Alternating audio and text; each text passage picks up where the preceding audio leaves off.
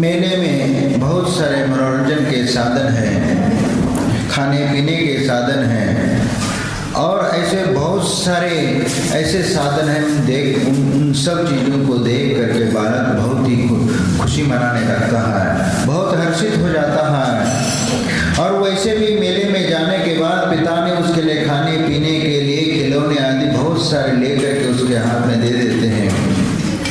बालक बहुत आनंद का अनुभव कर रहा है और खुशी से नाच रहा है, कूद रहा है। दोनों बाप बेटे उस मेले में घूम रहे हैं, उस दृश्य को देखने के लिए अनेक अनेक मनोरंजन के साधनों को भी देख रहे हैं और कुछ सामान खरीद भी रहे, जिससे बालक और खुशी मना रहा है। इस प्रकार करते करते मेले में घूमते घूमते वो एक ऐसे स्थान पर जा करके पहुँचे जहाँ पर एक अत्यंत मनोहर दृश्य चल रहा था। एक ऐसा दृश्य जो ऐसी कोई नाटिका वहाँ पर चल रही थी, उसको देख करके दोनों बाप बेटे वहाँ पर रुक जाते हैं और उस चित्र को देखते देखते इतना स्तंभ हो गए कि वो भूल जाते हैं कि बगल में बेटा खड़ा है और बेटा भी भूल जाता है कि मैं पिताजी के बगल में खड़ा हूँ, और उस दृश्य को देखने में इतना मशगूल हो जाते हैं कि उस दृश्य में इतना मशगूल हो गए कि पिता की उंगली कब छूट गई उस बेटे को भी मालूम नहीं और बाप को भी मालूम नहीं है। और वैसे ही उस दृश्य को देखते देखते 2-4 कदम बेटा आगे निकल जाता, पिता भी 2-4 कदम आगे निकल जाते हैं और दोनों बाप बेटे मेले में खो जाते हैं। और जब उस बेटे को होश आ जाता है तब वह चिल्ला करके रो करके वह कहने लगता है कि पिताजी आप कहाँ पर हो, पिताजी आप कहाँ पर हो, पिताजी आप कहाँ पर हो। रो करके वह मेले में घूमने लगता है, लेकिन उसको सांत्वना देने वाला भी वहाँ पर कोई नहीं है, क्योंकि पिता भी उस मेले में खो चुके, वह भी अपने बेटे को ढूंढ रहा है और बेटा बाप को ढूंढ रहा है कि पिताजी कहाँ है, पिताजी कहाँ है, किसी को कोई पता नहीं। और वहाँ देखो कि जिस पिता की उंगली पकड़ करके मेले में जब तक वह बालक घूमता रहा और उसको खाने पीने के सामान और मनोरंजन के साधन और खिलौने वगैरह प्राप्त करके वह कितना आनंद का अनुभूति कर रहा था और कितना खुशियां मना रहा था, वह सब चीजें अभी भी उसके पास विद्यमान है। वह खिलौने भी है, खाने पीने की मिठाई भी उसके साथ है और भी खाने पीने के साधन भी उसके पास सब कुछ है, लेकिन उसके बावजूद भी वह रो रहा है, पिताजी पिताजी कह करके वह चिल्ला रहा है। क्यों, ऐसी क्या कमी है? क्योंकि जितना भी मौज मस्ती करने के, खाने के, खिलाने के सब चीज़ें उसके पास है, मनोरंजन करने के लिए भी वहाँ मेले में बहुत सारे साधन हैं और वह सब साधन सब कुछ उसको मिल रहा है, फिर भी वह बेटा रो रहा है। क्यों रो रहा है? ऐसी क्या कमी है कि वह रो रहा है और उसको कुछ मेले में आनंद नहीं आ रहा है? क्योंकि सब कुछ जिन चीजों को प्राप्त करने के उपरांत वह बालक आनंद की अनुभूति कर रहा था, खुशी की इजहार कर रहा था, वह बालक अब सब कुछ साधन साथ में होने के उपरांत भी वह रो रहा है और वह रो करके अपने पिताजी को याद कर रहा है। उसकी वह दयनीय दशा देख करके किसी को भी दया आ जाएगी, लेकिन मुझे आप लोगों को देख करके दया आ रही है, वो बालक और कोई नहीं, आप ही लोग, क्योंकि आप लोग धर्म रूपी पिता का साथ लेकर के इस धर्म स्थान पे आए, इस संसार के मेले में आप सुख की खोज में इधर उधर ढूंढ रहे हैं, सुख यहाँ मिलेगा वहां मिलेगा, कि लेकिन सुख ढूंढने के लिए आप आए तो है, लेकिन धर्म रूपी पिता को साथ में लेकर के आए और उसको पकड़ करके चल रहे। और जब तक आप धर्म रूपी पिता को साथ में लेकर के चल रहे, तब तक संसार के जितने भी भौतिक साधन है, सुख सुविधा है, तुम्हारे लिए वह सुख और आनंद की अनुभूति देंगे, लेकिन जब तुम्हारे भीतर से धर्म रूपी पिता की उंगली छूट जाएगी तो उस समय समझ लेना तुम्हारी जिंदगी में वह धन दौलत सोना चांदी घोड़ा गाड़ी सब कुछ तुम्हारे पास हो, लेकिन चैन तुम्हारी जिंदगी में नहीं होगी, वह सुख और शांति तुम्हारे जीवन में नहीं होगी। इसीलिए ये धर्म रूपी पिता को साथ में लेकर के चलते हैं, तो उसके साथ जो तुम्हारे लिए खुशी और आनंद मिलेगा वह अन्यत्र संसार में कहीं पर भी आपको प्राप्त नहीं होगा।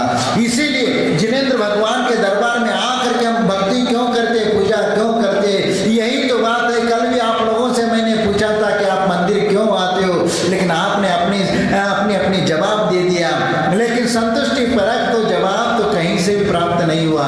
लेकिन ध्यान रखना, यदि बेटा बाप से पूछता है, माँ से पूछता है, दादा से या दादी से, किसी से भी वो पूछता है, तो उसका जवाब हमें देना आना चाहिए कि हम मंदिर क्यों जाते हैं। सिर्फ एक ही कारण है, और भी कुछ कारण है। उन सभी कारणों को हमें जानने की आवश्यकता है। उसमें सबसे पहला एक कारण है कि वंदे तद्गुण लब्धे, कि वंदे तद्गुण लब्धे। हे भगवान, आपने जिस प्रकार राग द्वेषादि कषाय को नष्ट करके परम वीतराग अवस्था आपको प्राप्त किया है, उसी वीतराग गुणों को प्राप्त करने के लिए हम आपके चरणों में आए हैं, और वही प्राप्त करने के लिए यहाँ पर आपके भक्ति और पूजा पाठ करने में लगे हैं। और इसीलिए हे भगवान, हमारा स्पष्ट पहला उद्देश्य यही है कि आप जैसे हमें बनना है, न कि ये नहीं कि भगवान मैं आपके दरबार में इसलिए आया कि जेब थोड़ा सा खाली है और इसीलिए जेब थोड़ा सा गर्म करा दे और थोड़ी सी परेशानी है वो दूर हो जाए, बस इसी के लिए हम आपके दरबार में आए।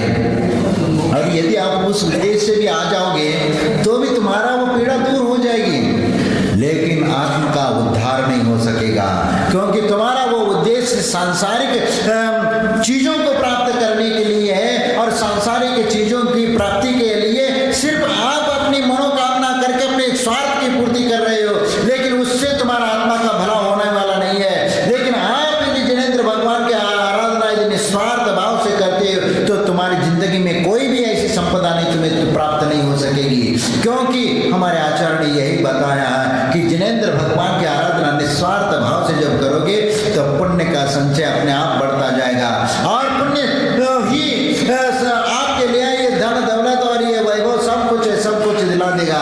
लेकिन इसके लिए आपको एक काम करना पड़ेगा, क्योंकि आप यदि आत्मा का उद्धार करना चाहते हो तो जब तक सम्यक दर्शन तुम्हें प्राप्त नहीं होगा तब तक तुम्हारा आत्मा का कल्याण नहीं होगा।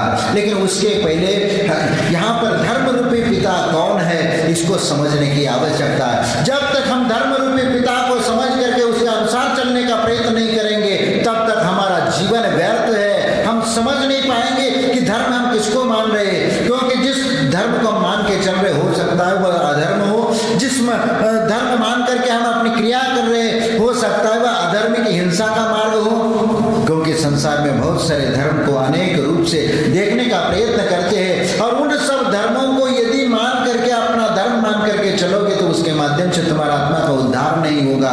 इसलिए आचार्य समंतभद्र स्वामी कहते हैं कि धर्म क्या चीज है, उस धर्म को पहला समझो कि वह धर्म कैसा होना चाहिए, वह धर्म किस प्रकार का होना चाहिए। वह इसलिए आचार्य समंतभद्र स्वामी कहते हैं कि देश यामी समीचीनम धर्म कर्म निबर्हणम संसार दुखता सत्वान धरित तमे सुखे।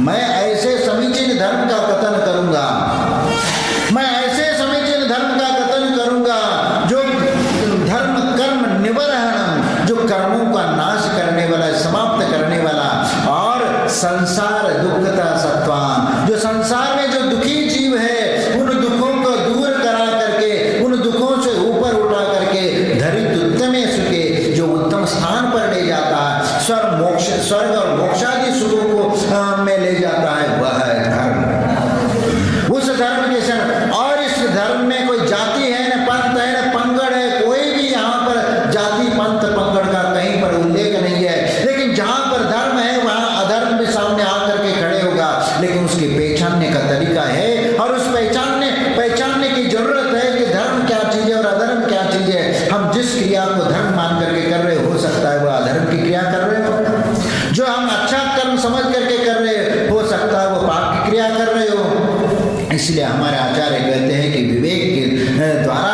आप समझ लीजिए कि कहीं सही क्रिया है या गलत क्रिया है। लेकिन कोई भी मिथ्या दृष्टि व्यक्ति या अधर्म को मानने वाला व्यक्ति वह कभी ये नहीं कहता कि मैं कोई गलत काम कर रहा हूँ, मैं भी धर्म कर रहा हूँ, यही बोलता है। लेकिन हमारे आचार्य कहते हैं कि धर्म को समझने का मापदंड किस प्रकार का आप नाप रहे हो। जिस क्रिया में हिंसा है, जिस क्रिया में जीवों की विराधना है, जिस क्रिया में जीवों की प्रताड़ना है, यदि उसमें यदि आप दुख दे रहे हो किसी को तो वह धर्म नहीं हो सकता।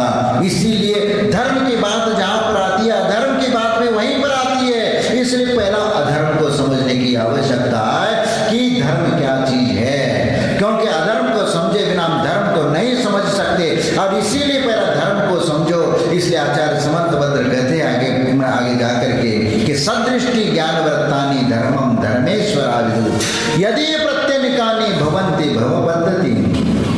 यानी सदृष्टि यानी सम्यक दर्शन, सम्यक ज्ञान और सम्यक चारित्र ही धर्म है। धर्मेश्वर यानी धर्म के ईश्वर तीर्थंकर आदि परम देव ने इसको धर्म कहा है। और यदि प्रत्यनिकानि और इससे विपरीत भवन्ति भवपद्धति, जो इससे विपरीत मिथ्या दर्शन, मिथ्या ज्ञान और मिथ्या चारित्र, ये भवन्ति भवपद्धति ने संसार सागर में डुबोने वाला है। और इसीलिए इस धर्म को समझो, इस धर्म को समझो। ये धर्म कौन सा और ये धर्म कौन सा, सही कौन सा और गलत कौन सा, ये आपको निर्णय करना है। और अनंत काल से हम जो करते आए हैं वह किस चीज को करते आए, जिसको धर्म मान करके हम चलते आए, उसके माध्यम से हम अधर्म का ही पोषण किया है। और इसीलिए मैंने आप लोगों से कल कहा था कि पुण्य से फलम इच्छन्ति पुण्यम नेच्छन्ति मानवा फलम नेच्छन्ति पापस्य पापम कुर्वन्ति यत्नता। ये संसारी प्राणी वो पाप के फल को चाहता नहीं, लेकिन पाप करता चला जाता है। और यही तो बात है कि हम अपने जीवन में आज तक उस धर्म को न समझ करके अधर्म को अपनाते हुए जा रहे हैं, और वास्तविक अधर्म को समझ करके धर्म मार्ग पर आने का हमने प्रयत्न नहीं किया। हमें उसी को अच्छा लगा तो हम उसी को ग्रहण करके उसी मार्ग पर हम चलने का प्रयत्न करने लगे।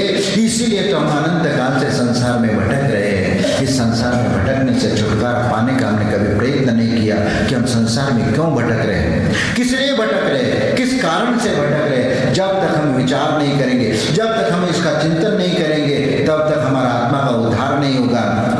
इसीलिए सम्यक दर्शन को भी समझना और संसार के परिभ्रमण को भी हमें समझने की आवश्यकता है। कि मैं आप लोगों से पूछना चाहता हूँ कि संसार में हम सब अनंत काल से परिभ्रमण कर रहे हैं, लेकिन संसार से मुक्त होने के बारे में हमारे मन में विचार आता है।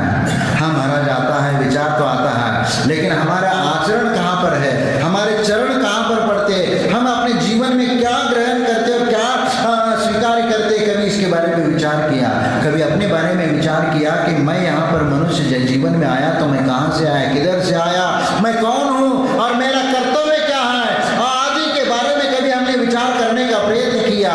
क्योंकि वादिम सिंह सूरी ने छत्र चूड़ामणि में कहते को हम कीदृगुणा कृत्य किम प्राप्या किम निमित्तक इत्युह प्रत्यहं नो चेत् धन्य स्थाने मतिर्भवेत्। को हम, मैं कौन हूँ, कीदृ गुण, मेरे गुण क्या है, किम प्राप्य, मुझे क्या प्राप्त करना है, और किधर से मैं आया हूँ और मुझे किधर जाना है, मुझे अपने जीवन में क्या प्राप्त करना है, क्या हासिल करना है। किम प्राप्य किम निमित्तक इत्युहं प्रत्यहं नो चेत्। जब तक इस प्रकार का हम चिंतन नहीं करेंगे, मनन नहीं करेंगे, तब तक हम अपने आप को समझ नहीं पाएंगे। इसीलिए सबसे पहला बताओ कि आप कौन हो, बताओ आप कौन हो, हाँ? कौन हो आप? हम इंसान हैं, हाँ? इंसान है, क्या आत्मा है, और कौन क्या बता रहे भाई? ये कहते इंसान है, कोई कहता हम मनुष्य है, कोई कहता है आत्मा है, कोई और क्या कहते, कोई है क्या और चीज, हाँ? क्या हो आप लोग? जीव द्रव्य हो। ठीक है, बहुत अच्छा, जीव तो है ही, क्योंकि अनंत काल से संसार में भटकने वाला ये जीव ही है। लेकिन आपने कभी भी विचार किया कि आपका एड्रेस क्या है? बताओ अध्यक्ष साहब, हाँ? आपका एड्रेस क्या है, कहाँ रहते हो, और यहाँ मंदिर से उठ करके कहाँ जाओगे?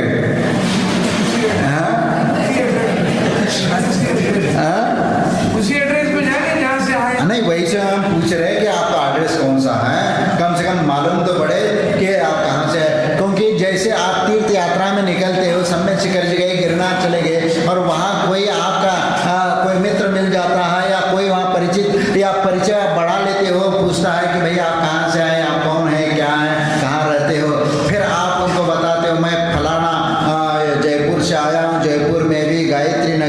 शिकायत इस गली में, इस मोहल्ले में, इस नंबर वाले मकान में मैं रहता हूँ, इस प्रकार आप एड्रेस देते हो। सही है ना? यही एड्रेस है ना आपका? पक्का? हाँ, नहीं है? फिर कौन सा एड्रेस है आपका? हाँ, आपका एड्रेस कौन सा है? ये नहीं है तो कौन सा है भाई? हाँ? अच्छा, ये वर्तमान के पर्याय के अनुसार ये एड्रेस है, लेकिन वास्तविक एड्रेस कौन सा है? कौन सा है वास्तविक एड्रेस? सिद्ध में अभी गए नहीं और तुम्हारा वो एड्रेस है। हो गए भाई कल्याण? हाँ, अब जब तक आप मोक्ष तो जाने का रास्ता ही अभी मालूम नहीं है और हम एड्रेस बता रहे सिद्धालय का, यानी जो कभी संभव नहीं है। हम दिल्ली जाना चाहते हैं और रहते जयपुर में और हमारा एड्रेस बता रहे दिल्ली का।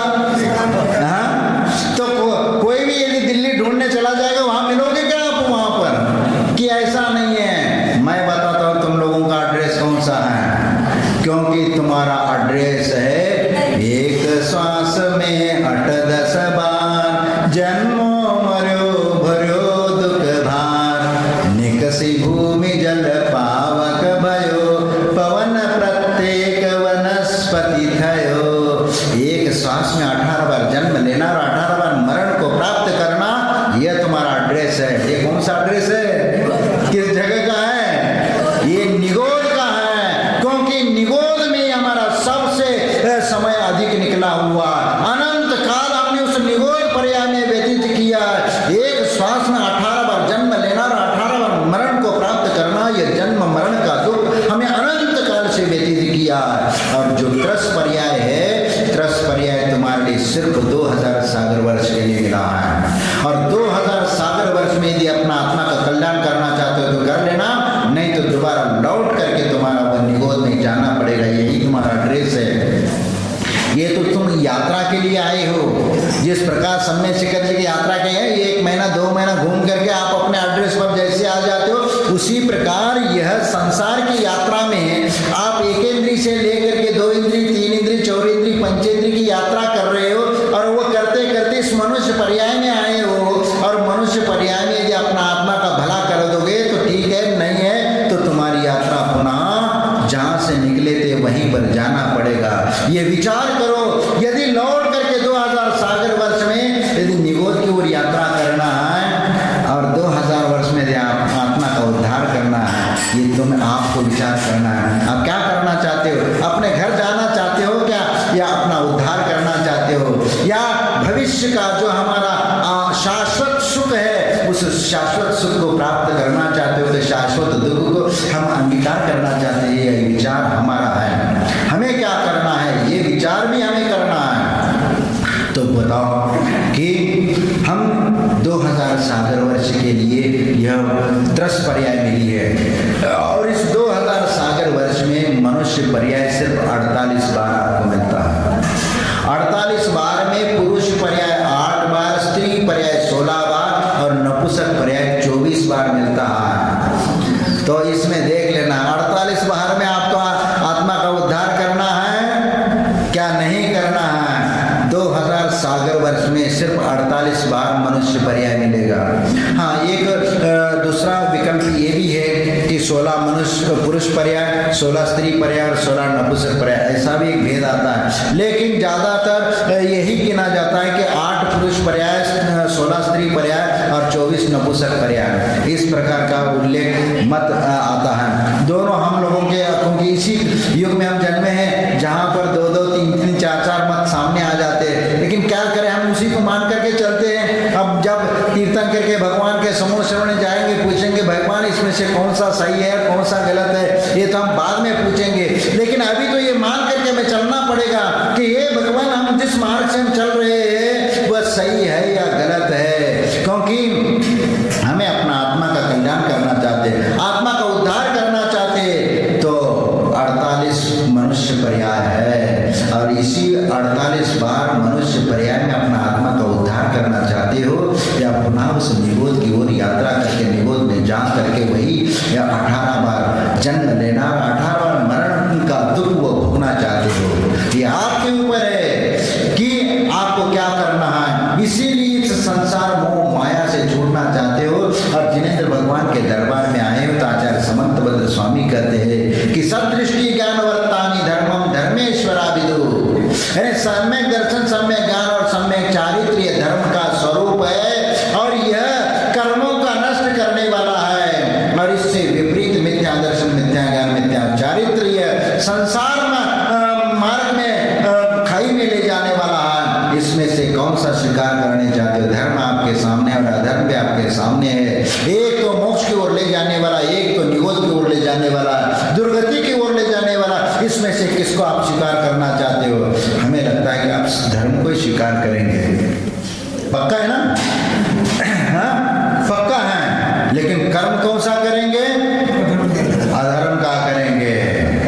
महाराज धर्म तो हम चाहते हैं लेकिन करते हैं हम कौन सा?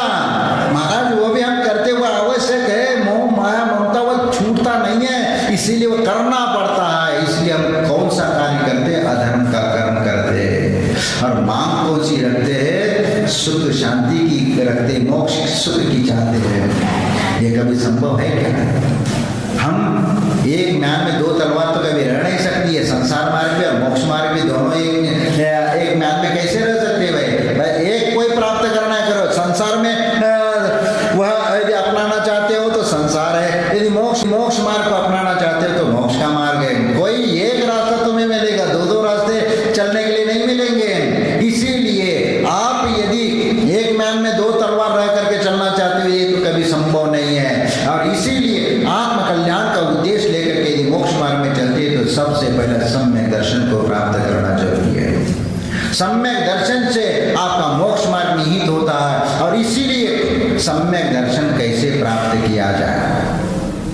सम्यक दर्शन प्राप्त करने के हमारे आचार्य ने 3 साधन बताए हैं। उन 3 कारणों से सम्यक दर्शन प्राप्त किया जा सकता है। और वैसे तो सम्यक दर्शन है क्या नहीं है, यह हमारा ज्ञान का विषय नहीं है। ये केवल ही भगवान का विषय है कि आप सम्यक दृष्टि हो या मिथ्या दृष्टि हो।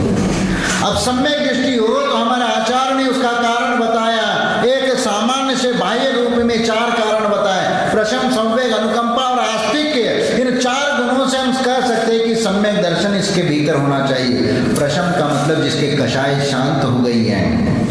और प्रशम संवेग, संसार के प्रति वह भयभीत है। संसार के क्रियाकर्म करने के लिए वह डरता है, पाप क्रिया करने से बचता है और हमेशा सत्कर्म की ओर चलता है। प्रशम संवेग, अनुकंपा, प्राणी मात्र के प्रति दया का भाव, यह अनुकंपा है। और आस्तिक्य, देव गुरु शास्त्र के प्रति अटूट श्रद्धा का होना। ये 4 गुण ऐसे हैं कि वो सम्यक दृष्टि होने के लक्षण हमें बाह्य रूप में नजर आते हैं। और इसीलिए सबसे पहला सम्यक दर्शन प्राप्त करना। लेकिन इसके अलावा भी हमारे आचार्य ने सम्यक दर्शन के 3 गुण और बताए हैं कि इन 3 गुणों से सम्यक दर्शन की प्राप्ति होती है। उसमें सबसे पहला है कि जिनबिंब दर्शन। सम्यक दर्शन के लिए पहला कारण है। दूसरा जाति स्मरण और तीसरा धर्म श्रवण। ये 3 कारणों से सम्यक दर्शन की प्राप्ति हमारे आचार्य ने बताई है शास्त्रों में। और इसीलिए मनुष्य और त्रियंचों के लिए जब भी सम्यक दर्शन होगा तो ये 3 कारण उसके लिए महत्वपूर्ण होते हैं। इसलिए जिनबिंब दर्शन, ये जिनेंद्र भगवान का बिंब का दर्शन ही सम्यक दर्शन के लिए कारण क्यों है? आपको मालूम है कि जब आदिनाथ भगवान के समोसर ने भरत चक्रवर्ती ने एक प्रश्न पूछा था कि हे भगवान, आप तो हमारे सामने अभी विद्यमान हो और आपके हम भक्ति पूजा करके हम तो अपना आत्मा का कल्याण करना चाहते हैं और कर भी लेते हैं। लेकिन हे भगवान, आप यदि निर्वाण को प्राप्त हो जाएंगे, उसके बाद हम अपना जीवन कैसे यापन करेंगे? हमारे सामने ऐसा कौन सा आदर्श रहेगा और जिसके माध्यम से हम अपना जीवन यापन करके हम भी मोक्ष मार्ग में चल करके अपना आत्मा का कल्याण कर सके? ऐसा कोई मार्ग बता दीजिए, ऐसा कोई साधन बता दीजिए। तो उस समय आदिनाथ भगवान ने भरत चक्रवर्ती से कहा कि हे चक्री, यदि हम हमारे नहीं रहते भी यदि धर्म करना चाहते हो तो स्थापना निक्षेप के माध्यम से आप उस वीतराग भगवान की प्रतिमा की स्थापना करिए। और इसीलिए तो स्थापना निक्षेप 4 प्रकार के होते हैं। नाम स्थापना, द्रव्य संन्यास। इसमें स्थापना निक्षेप के माध्यम से एक तदाकार स्थापना है, एक अतदाकार स्थापना है। अतदाकार स्थापना में जहाँ पर आप चेस खेलते हो, बुद्धि बल जिसको बोलते हैं, कि वह चेस में जो हाथी घोड़ा पैदा होते, वहाँ कोई हाथी नहीं है, घोड़ा नहीं है, राजा नहीं, वजीर नहीं, कोई भी नहीं है, लेकिन एक प्रतीक मान करके वहाँ पर हम मान लेते कि ये राजा है, ये वजीर है, ये घोड़ा है, ये हाथी है, ये पैदा है, ये मान करके वह हम खेल खेलते। ये अतदाकार स्थापना है। लेकिन तदाकार स्थापना में तद आकार मैंने वह ऐसा ही थे, मैंने वह यह है, वह यानी भगवान हमारे कैसे हैं कि वीतरागी है, सर्वज्ञत्व गुण के उदाहरण करने वाले, वीतरागी हितोपदेशी और सर्वज्ञत्व को गुण को धारण करने वाले हैं। इसलिए ऐसे वीतरागी भगवान को ही हम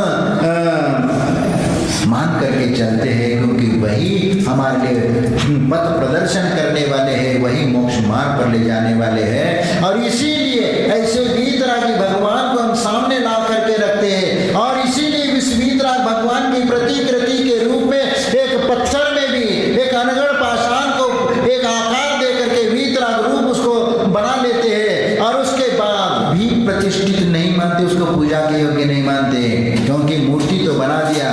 तद आकार यानी भगवान का जैसा रूप है उस प्रकार हमने प्रतिमा में स्थापित कर ली, क्योंकि भगवान जाने के उपरांत यदि आने वाली पीढ़ी भाई भगवान का स्वरूप क्या है, यदि हम उपदेश के द्वारा हम बता देंगे, समझा देंगे, तो मालूम पड़ेगा क्या?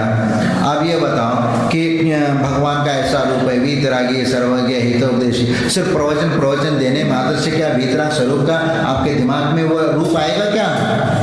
जैसे आजकल विज्ञान के युग में यदि आप ये कहेंगे कि आप लोगों से कि भाई सैटेलाइट होता है वहाँ ऊपर, कैसा होता है, क्या रखता है, कैसे छोड़ते, क्या है, उसका ज्ञान तो हमें है ही नहीं है, लेकिन फिर भी वह चीज़ तो वहाँ पर नज़र आती है। लेकिन उसका यहाँ पर यदि कोई बताता है कि भाई इसका यह रूप है, और उसका प्रतिकृति बना करके आपको वह दिखाता है कि ये ऐसी चीज़ है और इसको इस प्रकार से इसको छोड़ा जाता है, और इस प्रकार इसकी प्रक्रिया होती। जब आपको एक सामने फलक पर आपको चित्र बना करके या टीवी में वह चित्र सहित जब आपको दिखाते हैं, समझाते हैं, तब आपको समझ में आता है कि हाँ ये रॉकेट ऐसा छोड़ा जाता है और ऊपर ऐसा अवस्थित रहता है और ऐसा घूमता रहता है। ये विश्वास आप कर लेते हैं तो विश्वास ही तुम्हारे लिए एक उसी प्रकार इस मोक्ष मार्ग में भी विश्वास सबसे महत्वपूर्ण होता है, और विश्वास ही सम्यक दर्शन का कारण बनता है। क्योंकि आदिनाथ भगवान ने कहा कि स्थापना निक्षेप के माध्यम से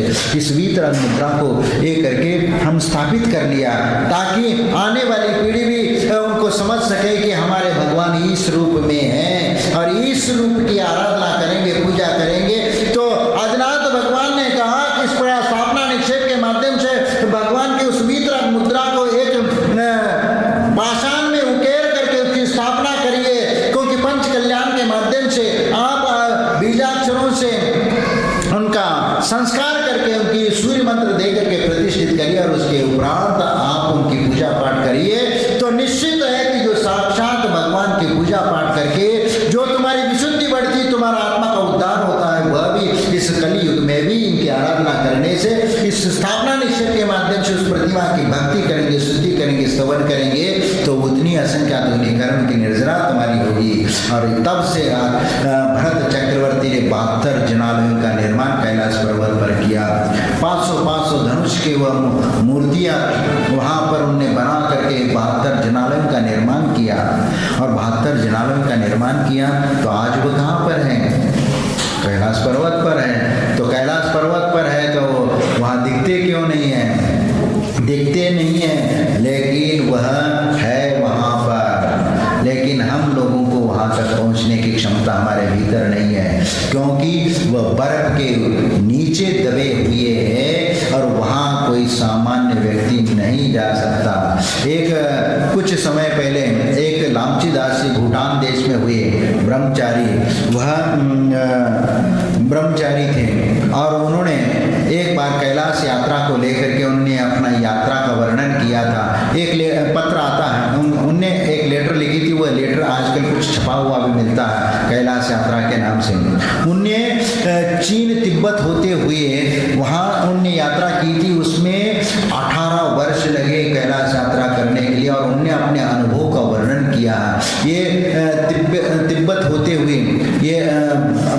देश होते हुए वहाँ से चाइना, और 8 प्रकार के चाइना बताए थे उस समय। 6 बार गए होंगे, 6 बार गए। कहाँ? वो उस जगह पर नहीं गए होंगे। वह जो स्थान है सो देखने के लिए है, लेकिन वास्तविक वह दर्शन आपके इसके किए क्या? 72 जनालयों का ये नहीं किया, क्योंकि वो जो गया था और वह वहाँ से जैनियों का वहाँ 20-20 हजार मंदिरों का उल्लेख है चाइना तिब्बत में। और एक स्थान आता है कि पेकिंग शहर, उस समय का पेकिंग शहर आज का बीजिंग है, नया बीजिंग, आज बीजिंग के नाम से उसको नामा जाता है। और उसमें पुराना जो स्थान बताया था उस लेटर में कि ऐसा वो स्थान है, उसकी खाई है और इसमें यहाँ पर ये काम चलता है, वो सब लिखा हुआ था। उसी प्रकार सैटेलाइट से हमने उसको देखने का, उस मैप में देखने का प्रयास किया है। A to Z वैसा ही वह चित्र वहाँ पर था, पेकिंग शहर का वर्णन जिस प्रकार उस किताब में किया था। और ये जो लामची दास जी ब्रह्मचारी हुए, ये आज से लगभग 350 वर्ष पहले हुए हैं, 350 वर्ष पहले, 300-350 के लगभग वो हुए। और उनने पूरा वर्णन वहाँ अपने लिए किया। जैन राजा का उल्लेख किया उन्होंने वहाँ पर, तिब्बत और चाइना में, इसमें वहाँ, और वहाँ पर कितने 20,000 मंदिरों का उल्लेख किया चाइना में। पेकिंग शहर में समुद्र किनारे पर एक स्थान है, वहाँ पर ऐसे हजारों मूर्तियाँ हैं, जैसे सहस्रकूट चैतालय। और कुछ समय पहले एक चाइना के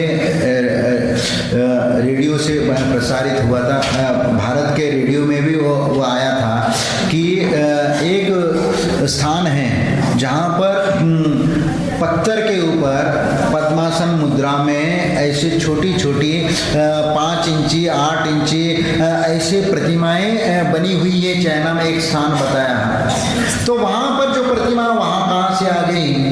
हाँ, वो बौद्ध धर्म को मानने वाले हैं, वो तो ठीक है, लेकिन बौद्ध धर्म में उनकी जो रूप है वैसा ही है, लेकिन उसमें वस्त्र पहना हुआ सा होता है। लेकिन जो प्राचीन धरोहर में, जो गुफाएं में वह जो मूर्तियां मिली हैं, वो छोटी छोटी प्रतिमा जैसे सहस्रकूट चैतालय बने होते, ऐसा हमें लगता है, क्योंकि हजारों मूर्तियां उस पहाड़ पर खुदी हुई हैं।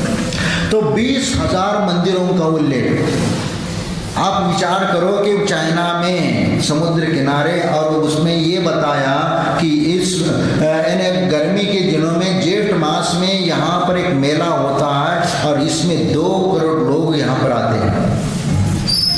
अब वह जब से वहाँ कम्युनिस्ट आया है, उसके बाद से वहाँ का वातावरण बदल गया, तो वहाँ धीरे धीरे बौद्ध का भी ये हुआ, तो उसको उस रूप में मानने लग गए।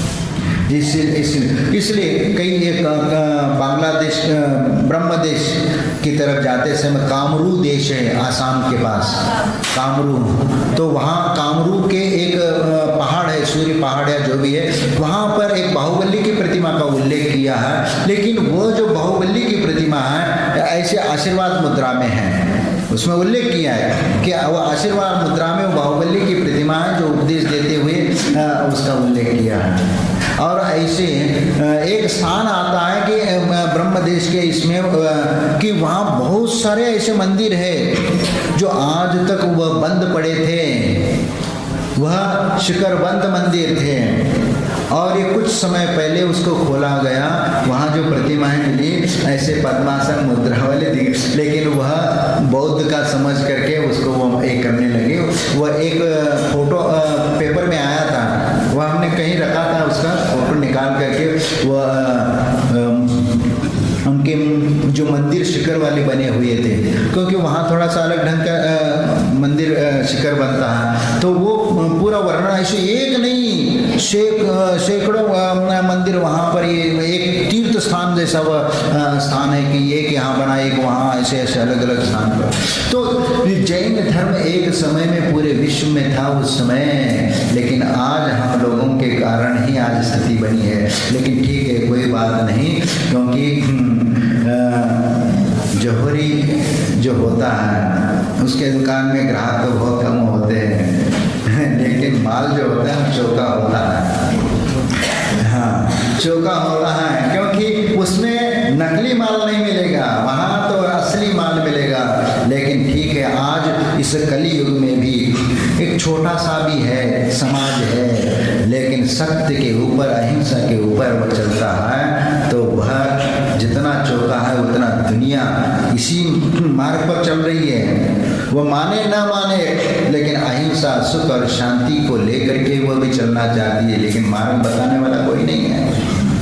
लेकिन ये अपना भारत देश ही है जो इस संस्कारों से ओतप्रोत है, इसलिए क्योंकि यहाँ की जो आबादी है वह भी अनादि काल से यहाँ पर वह अहिंसा, सुख, शांति से जीती आई है। और इसलिए भारतवर्ष में यही संस्कार है, परोपकार का, एक दूसरे के लिए सहयोग का, वसुदेव कुटुंबकम का, ये सब संस्कार भारत में मिलेंगे, आपको कहीं अन्यत्र नहीं मिलेंगे। इसीलिए हम यहाँ पर वसुदेव कुटुंबकम को लेकर के हम जब विश्व की परिकल्पना करते हैं तो आदिनाथ भगवान का वह समो शरण में भरत चक्रवर्ती ने जो पूछा और स्थापना निक्षेप के माध्यम से जिनेंद्र भगवान की आराधना की जो बात कही है, और उसी को लेकर के हम जब चलते हैं तो हम इस वीतराग भगवान को याद करके हम अपना आत्म उद्धार करने के लिए हम आगे बढ़ते हैं। क्योंकि आज भी हम जिनबिंब का दर्शन क्यों कहा गया, क्योंकि जिनबिंब के दर्शन से सम्यक दर्शन की प्राप्ति होती है। ये हम और आप या और कोई नहीं कह रहा है, ये हमारे आचार्य परमेष्टि भगवंतों ने कहा है, क्योंकि इसी के माध्यम से तुम अपना मोक्ष मार्ग को, धर्म मार्ग को अपना सकते हो। और इसीलिए कहा कि जिनबिंब दर्शन ये हमारे सम्यक दर्शन के कारण है, और जिस दिन सम्यक दर्शन होगा तभी तुम्हारा मोक्ष मार्ग शुरू हो जाएगा। सम्यक दर्शन, सम्यक ज्ञान और सम्यक चारित्र के रूप में वह डाइवर्ट हो जाएगा। इसीलिए बिंब का दर्शन, ये पुष्पदंत और भूतबली ने भी षटखंड आगम में इसका उल्लेख किया है कि जिनबिंब दर्शन निदर्थ निकाचित सभी मिच्छत था दिखम खलावस है दंसना दो। यानी जिनबिंब के दर्शन करने से निदर्थ निकाचित जैसे कर्म वो कर्म भी बिना फल दिए हुए नष्ट हो जाते हैं। ये जिनबिंब की महिमा है। निदत्ति निकाचित कर्म ऐसी होती कि एक बार यदि बंध को प्राप्त हो जाए तो नियम से फल दे करके चले जाते हैं, वो उसको भोगना ही पड़ता है। ऐसे निदत्ति निकाचित कर्म भी जिनबिंब के दर्शन करने से बिना फल दिए हुए नष्ट हो जाते हैं। और इसीलिए दर्शनम देव देवस्य दर्शनम पापनाशनम दर्शनम स्वर्ग सोपानम दर्शनम मोक्ष साधनम। ये क्यों कहा है? क्योंकि जिनेंद्र भगवान का दर्शन ही हमारे लिए स्वर्ग और मोक्ष देने में कारण है, और सम्यक दर्शन के लिए कारण है। सम्यक दर्शन के बाद हमारा जो ज्ञान है, वह ज्ञान जब तक सम्यक दर्शन प्राप्त नहीं होता, तुम्हारा वह कितना भी ज्ञान हो, कितना भी बड़ा वह विशाल विद्वान हो या कितना भी हो, लेकिन वह सम्यक दर्शन के कोटि में नहीं आ सकता। भले तुम बहुत बड़ा विद्वान हो, बहुत बड़ा दार्शनिक हो और बहुत बड़ा वैज्ञानिक हो, तो भी वह ज्ञान सम्यक ज्ञान के कोटि में नहीं आ सकता। इसीलिए उस ज्ञान के लिए सम्यक दर्शन होना जरूरी है, और वह जैसे ही सम्यक दर्शन हो जाएगा वैसे ही तुम्हारा ज्ञान सम्यक ज्ञान के रूप में डाइवर्ट हो जाएगा। आप लोग जानते हैं कि इंद्रभूति गौतम भगवान महावीर के समूह शरण में प्रथम गंधर्व बनता है, और उसके पहले वह एक अलग मार्ग पर अपना चला रहा है, अपना धर्म और अपना कर्म चला रहा है। और वहां पर देखो इंद्रभूति गौतम 500 शिष्यों के साथ अपना एक अलग मार्ग चला रहा है, मिथ्या मार्ग में।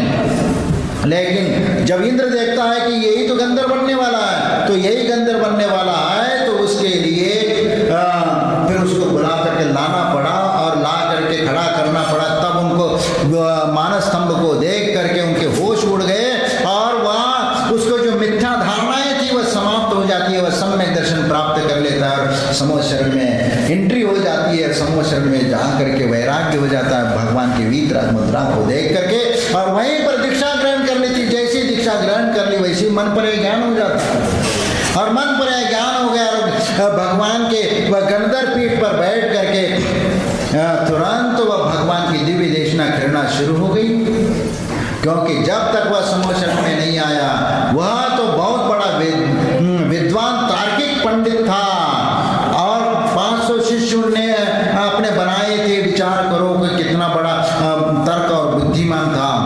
लेकिन भगवान के समूह शरण में आने के उपरांत वो ज्ञान सम्यक रूप में डाइवर्ट हो गया, क्योंकि सम्यक दर्शन हुआ तो ज्ञान भी सम्यक रूप में सोचने लगेगा। क्योंकि जब तक सम्यक दर्शन नहीं होगा तब तक वह ज्ञान मिथ्या विचार कर सकता है, मिथ्या कल्पना कर सकता है और मिथ्या वैसे कार्य करना शुरू कर देता है। क्योंकि वह ज्ञान किसी भी रूप में आपको अपनी उपयोगिता दिखाने का प्रयत्न करेगा तो सही गलत का निर्णय वह मिथ्या दृष्टि वाला नहीं कर सकता, लेकिन सम्यक दृष्टि वाला सोचता है कि हाँ इसमें जीव हिंसा है तो ये हिंसा नहीं करनी है। ये विवेक बुद्धि उसके भीतर जागृत हो जाती है और वही विवेक बुद्धि तो उसके लिए सम्यक दर्शन और ज्ञान के लिए कारण हो जाती है, और वही ज्ञान उसके लिए चारित्र के लिए कारण बन जाती है। और जब वह चारित्र को प्राप्त कर लेता है तो सम्यक दर्शन, सम्यक ज्ञान और सम्यक चारित्र इस रत्नत्रय को प्राप्त कर लेता है, वह मोक्ष मार्ग बन जाता है। और इसीलिए आचार्य पूज्यपाद स्वामी ने और आचार्य उमा स्वामी ने तत्वार्थ सूत्र में सबसे पहला कहा कि एक पूज्यपाद स्वामी उस सूत्र का विश्लेषण करने के पहले भूमिका बनाते हुए कहते हैं कि कश्चित भव्य प्रत्यासन्निष्ठ प्रज्ञावान स्वहितम उपलिप्सु अवाप विसर्ग वपुषा निरूपयंतम स मुनि परिषद मध्य समागत। यानी एक भव्य जीव भगवान के समूह शरण में आता है और वह अपने शरीर के द्वारा ही मोक्ष मार्ग का निरूपण करने वाले वो मुनि महाराज को, आचार्य परमेश्वर को वो एक पत्थर पर बैठे हुए देख करके वह जा करके उनसे पूछते हैं कि किम नु खलो आत्मनिहितम, हे भगवान आत्मा का हित किसमें है? मोक्ष इति आह, यानी मोक्ष में ही वह आत्मा का हित है, ये कह दिया। किम तत्प्राप्ति उपाय, उसको प्राप्त करने का क्या उपाय है? तब उमा स्वामी कहते हैं कि सम्यक दर्शन ज्ञान चारित्राणि मोक्ष मार्ग, यानी सम्यक दर्शन, सम्यक ज्ञान और सम्यक चारित्र मोक्ष का मार्ग है और इसीलिए इसको प्राप्त करने वाला मोक्ष मार्ग ही बनता है। देखो इसमें सम्यक दर्शन, सम्यक ज्ञान, सम्यक चारित्र तीन है, तो तीन के लिए बहुवचन का उपयोग किया और मोक्ष मार्ग एक वचन का उपयोग किया। व्याकरण शास्त्र के नियम के अनुसार विशेष और विशेषण इनमें एक ही विभक्ति होना चाहिए, एक ही वचन होना चाहिए, लेकिन यहाँ पर ऐसा नहीं है। सम्यक दर्शन ज्ञान चारित्राणि ये बहुवचन में है और मोक्ष मार्ग ये एक वचन में है। इसका कारण वहां पर बताते हुए हमारे आचार्य कहते हैं कि सम्यक दर्शन, सम्यक ज्ञान, सम्यक चारित्र ये अकेले अकेले मोक्ष का मार्ग नहीं है। नहीं है तो कुछ कहेंगे कि सम्यक दर्शन से ही मोक्ष मार्ग है या ज्ञान से ही मोक्ष मार्ग है या चारित्र से ही मोक्ष मार्ग, तो तीन मार्ग हो जाते हैं। इसलिए उसका निवारण करने के लिए, क्योंकि कुछ लोग कहते हैं कि ज्ञानात् मोक्ष, चारित्रात् मोक्ष, दर्शनात् मोक्ष, इस प्रकार तीन मोक्ष के मार्ग हो जाते हैं। और इसी गलती को निवारण करने के लिए आचार्य उमा स्वामी ने मोक्ष मार्ग ये एक वचन में रखा। एक वचन में रखने का अभिप्राय यही है कि सम्यक दर्शन, सम्यक ज्ञान, सम्यक चारित्र तीनों एकता, और तीनों पैरेलल जब तक नहीं चलते तब तक आप मोक्ष मार्गी नहीं हो सकते। इसलिए सम्यक दर्शन, सम्यक ज्ञान, सम्यक चारित्र इन तीनों की एकता लेकर के हम चलेंगे तो निश्चित मोक्ष मार्गी बनेंगे और हम अपना आत्मा का कल्याण कर सकेंगे। आपका समय हो गया, इसलिए बाद में बाकी की बातें